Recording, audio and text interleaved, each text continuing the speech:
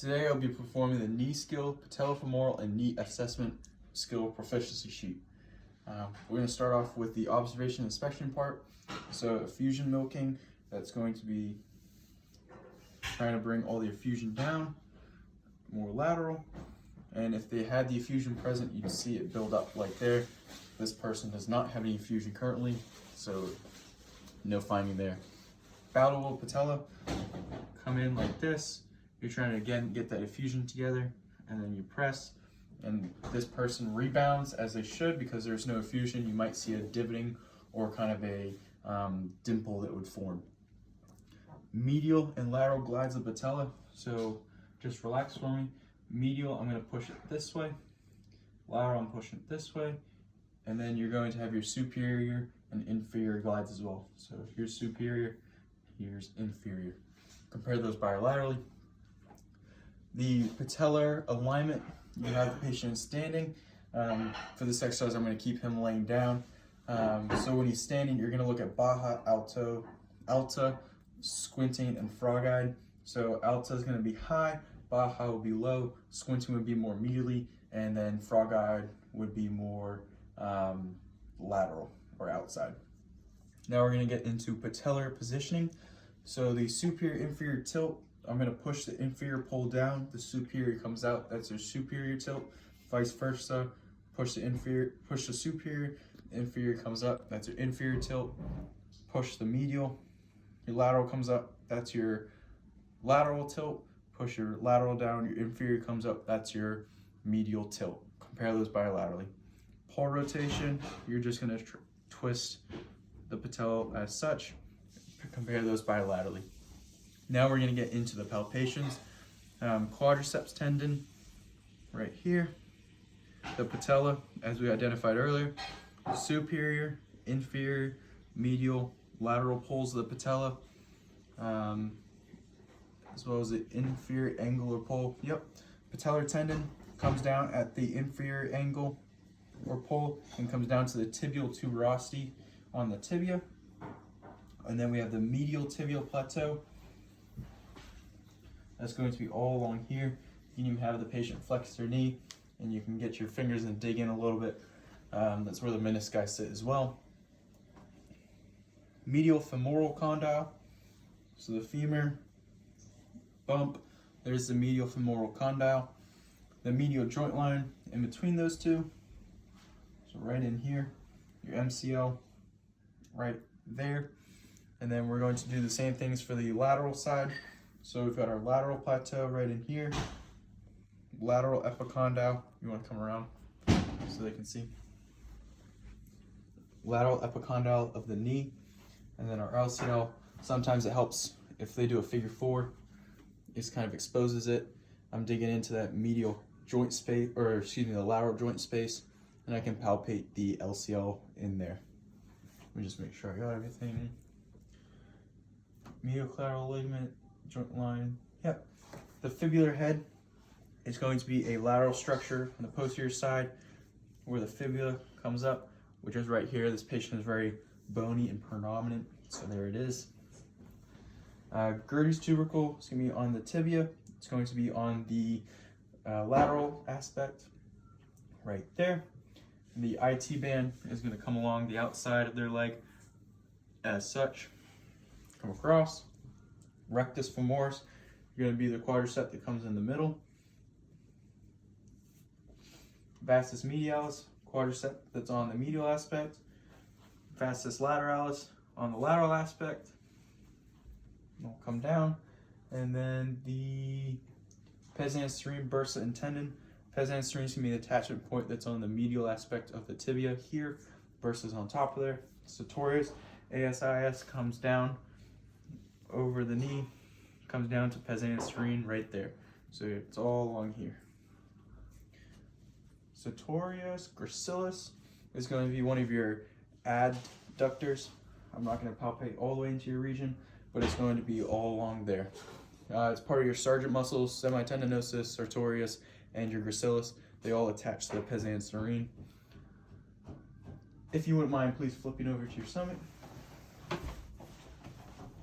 I'm going to pull this pant leg up. So now we're going to get into the popliteal fossa. Popliteal fossa is in the back of the knee. It's the soft point, it's all back here. Biceps femoris, the main muscle that comes back here. Semimembranosus is going to be the most medial part of the hamstrings. And then the semitendinosus can be in between the bicep femoris and the semitendinosus. The lateral head of the gastroc, right? So the muscle belly's here. Lateral head's going to come up to here. Medial head up to here. They're going to the epicondyles of the femur. Popliteal artery, it's in the popliteal fossa. I bend the knee to get better access. Come in, and I can feel his pulse. All right, and now we're going to do the range of motions. I'm going to do all the range of motions for knee flexion while he's on his back. So, Craig, can you please bring your heel up to your bum? Okay. And then we're going to do the extension. Careful not to hit the light. And extend your knee all the way down. All right, relax. This person has full range of motion of flexion and extension. I'm now going to do passive. Relax, let me do it for you. We're going to do passive flexion, passive extension. Again, you would perform these all bilaterally. And then we're going to do the resistive section of this. Craig, bring your heel to your bum. I'm going to resist you, match my force. Ready, go. Go, go, go, go, go, go, go, go. Go, go, go, come on. Keep going. Keep going. All right, this patient is severely weak. All right, we're now going to extend. Wow, at least your quads can do something. And we're going to compare bilaterally to make sure that the resistive flexion is normal for this patient and he's just weak and that it's not just his left extremity. All right, flip over to your stomach, please, or your back. We're going to get into the passive medial and lateral glides of the patella. So medial and lateral, we're going to go, relax, lateral, medial, superior, inferior. Woo! So now we're going to get into the knee ligamentous test, the varus stress test. Relax. First I'm going to do this at 0 and then I'm going to do it at 30 degrees. Varus force. It's going to be easier if I come in like this, and we're going to apply the varus force. And this is going to be testing the LCL structure. All right, relax. Any pain with that? No pain. Compare bilaterally for weakness or laxity would be a negative.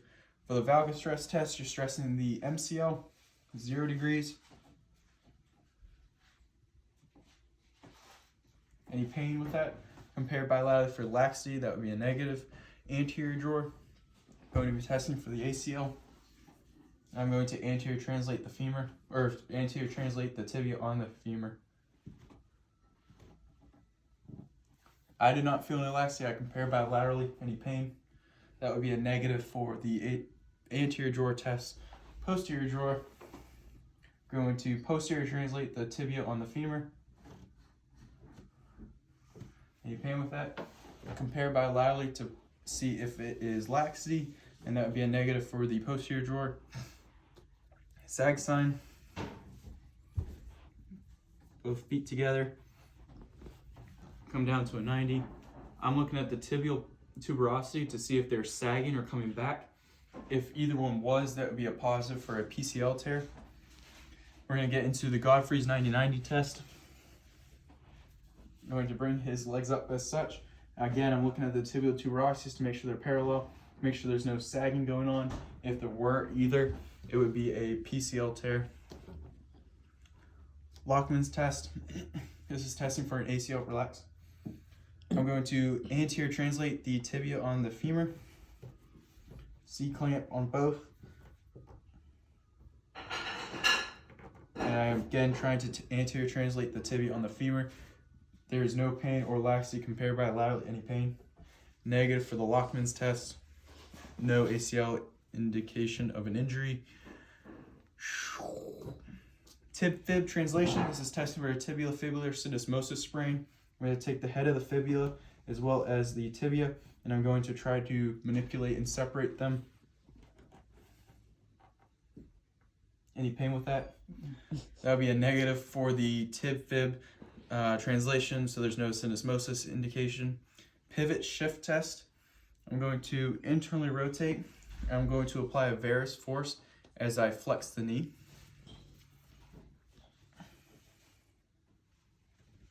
Any pain with that? Where did you feel it stress? This side or this side? This side. Okay. As I'm doing this, I'm testing for a LCL, ACL, or anterior lateral compartment injury or laxity, as well as instability in those said structures. Negative is what it is. The Slocum drawer test, just like your anterior drawer test, except we're going to internally rotate the foot. We're going to perform this test. Choo, choo, choo. Trying to anterior translate the tibia on the femur. This would be testing the anterior lateral structures to include the LCL, ACL. And then we're going to externally rotate the foot and do the same thing. Doop, doop, doop. Testing the anterior medial structures such as the ACL, MCL, and surrounding structures. The dial test. Please flip over onto your stomach. If you want to come this way. To perform this test, I'm going to have the patient lay on their stomach. I'm going to internally rotate the feet, and I'm going to go up into different ranges. If it's 0 to 30, it's just going to be posterior lateral instability.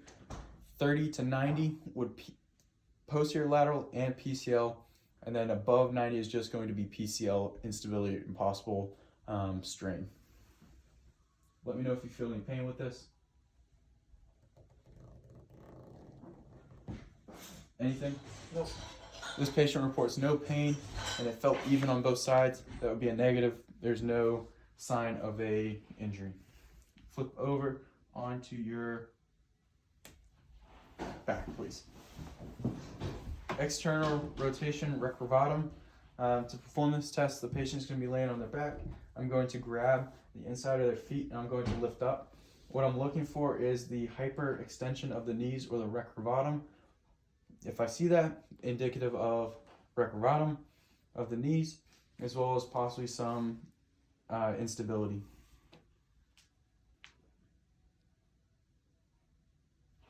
I did not see any hyperextension. The tibial tuberosity stayed relatively parallel. No positive sign for this. It would be negative. All right, if you can please stand up for me. Careful not to hit your head. Stand just like this. I'm going to have you put your, we're going to say this is the patient's injured leg, uninjured. I'm going to have the patient with their uninjured leg go in front. This is going to test the anterior lateral structures. Come back. And I'm going to have you bring your good leg behind your bad leg, maintaining all pressure onto your bad leg. If he had any, relax, pain or instability, those would be indicative of a anterior lateral when he brings the good leg in front, or anterior medial when he brings the bad leg, good leg behind the bad leg. Okay, you can hop. Nope, I'm gonna have you standing. I'm gonna jump down to Renee's test while the patient's standing. You're gonna stand on your bad leg. Okay, just pick one. And then you're going to flex at the knee, come down, and come back up. Was there any pain? All right, let's do it again a little bit slower. If you need my hands, you can. Okay, what this is testing for, you relax. If he had pain on the outside, especially, it would be indicative of an IT band friction syndrome test. No pain, it's negative. Lay down, please.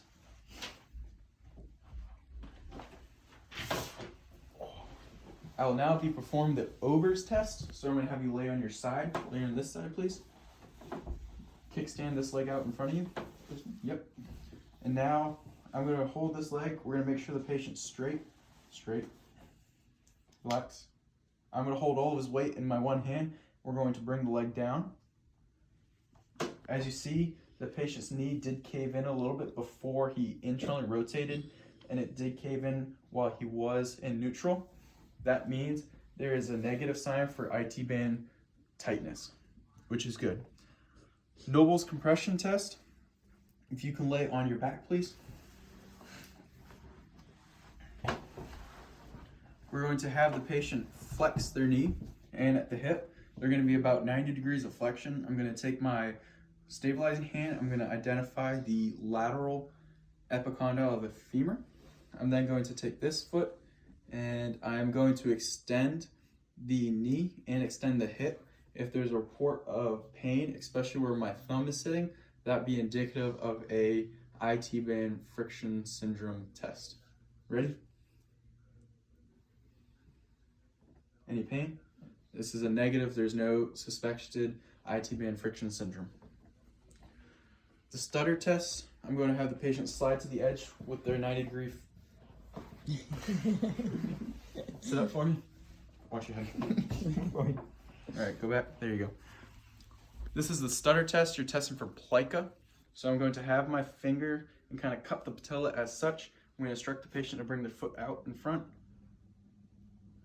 Relax. Did you feel any stuttering or any abnormal sensation?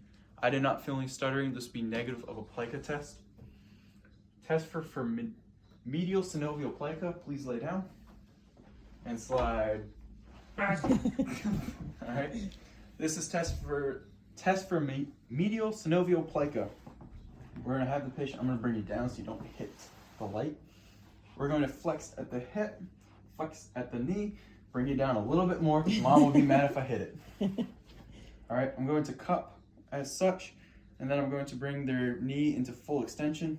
Relax. Relax. All right, we're going to have the patient relax. Try to relax the patient. Again, test for medial synovial Pleco. Cut the patella. We're going to extend the knee. Relax. Any stuttering or abnormal sensation? No? Okay. That would be for Pleco. The palpation assessment, slide your back. Again, I'm just palpating around the knee and the patella as well as the tendons to see if there's any feeling for Plecos. Abnormal feeling, maybe a little bit of crepitus-like feeling. Wilson's test or sign, come to the edge. Sit up for me, please. Did you have a workout? Oh, yeah.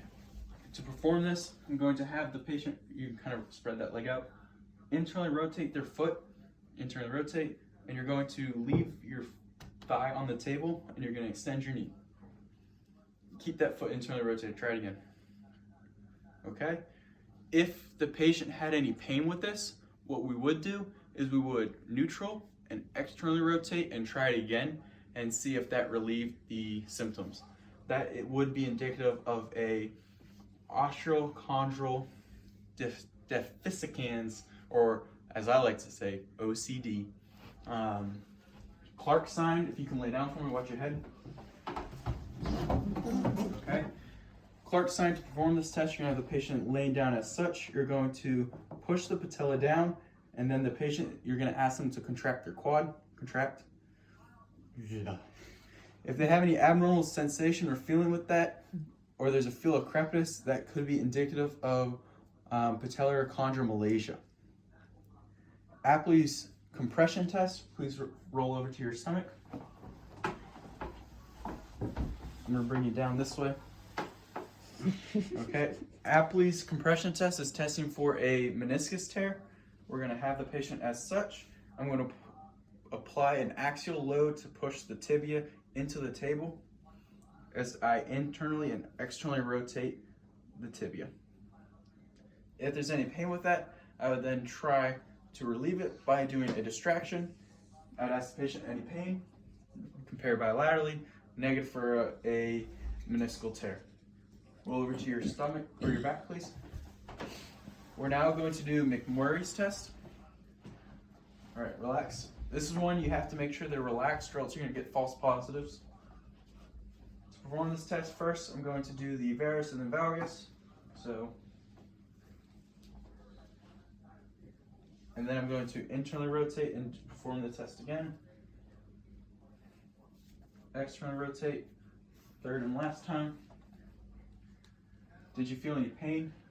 If the patient did feel pain, wherever they report the pain with a point, that's where the meniscal tear could be suspected of.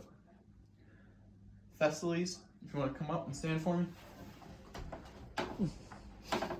here. You're going to hold my hands for this one, and then you're going to go into one leg, and you're going to go down as you twist. Come back up, relax. This is a modified version. You could also do it at different sections, so up, a little bit more flex, a little bit more flex, and then pretty much all the way flex, and then come back up. If they did feel pain during this, that would be a positive for Thessaly's or a meniscal tear. The Ottawa ankle rules are when you need to, are you pointing the camera at me now? Okay. The Ottawa ankle rules are when you should refer them to get a x-ray done. Ooh, I do not know that one. I was thinking it was the ankle. Never mind. You can end the video now.